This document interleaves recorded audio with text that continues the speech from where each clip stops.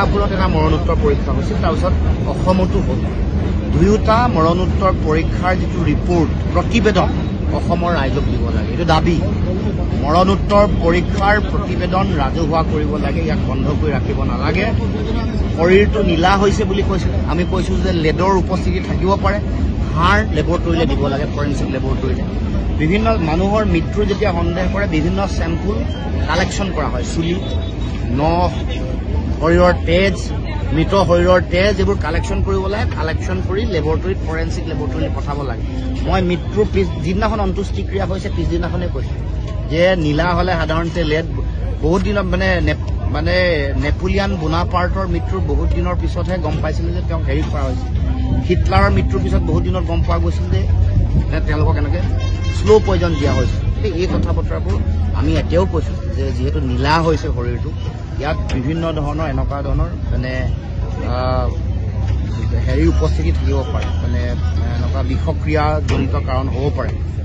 গতিকে এই কথা বতৰাবোৰ পৰীক্ষা নিৰীক্ষা কৰিবৰ কাৰণে এই কথাবোৰ, সেইকাৰণে তদন্ত ফাষ্ট ট্ৰেকত হ'ব লাগে আৰু মৰণোত্তৰ পৰীক্ষাৰ প্ৰতিবেদন ৰাজহুৱা হ'ব লাগে।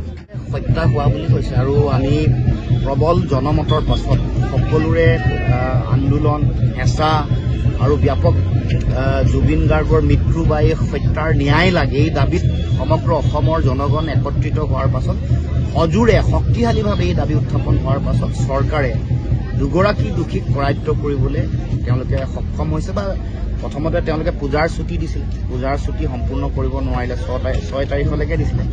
অৰ্ধ ছুটী তথাপিও তেওঁলোকে ল'লে, অৰ্ধ ছুটী লোৱাৰ পাছত কৰায়ত্ব কৰিলে।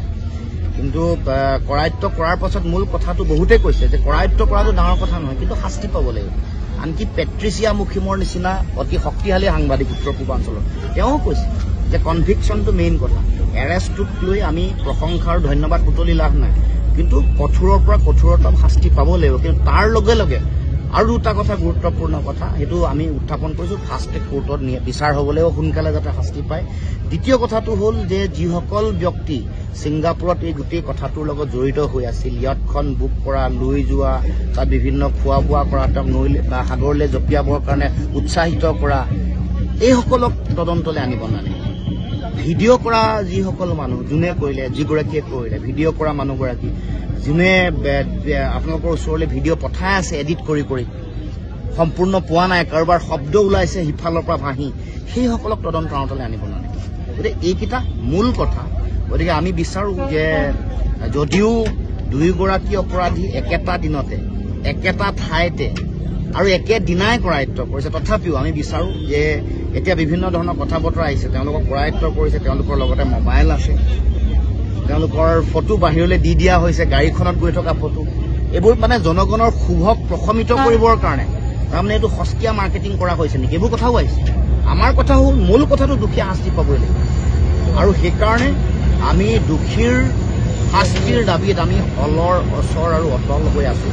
মই ইতিমধ্যে আপোনালোকৰ আগতেও কৈছোঁ যে জুবিন গাৰ্গৰ এই হত্যা বা এই মৃত্যুৰ ন্যায়ৰ কাৰণে আমি সকলো ওলাই আছোঁ, যুঁজিছোঁ, আৰু তাৰ কাৰণে মানুহে আমাক যিয়েই নকওক লাগে, ৰাজনীতি কৰা বুলি ক'লেও জুবিন গাৰ্গৰ মৃত্যুৰ যদি ন্যায় বিচৰাৰ সময়ত কোনোবাই যদি কয় যে ৰাজনীতি কৰিছে, 100 বাৰ নহয় 1000 বাৰ ৰাজনীতি কৰিবলৈ ওলাই আহিম, জুবিন দাৰ মৃত্যুৰ ন্যায় লাগিব।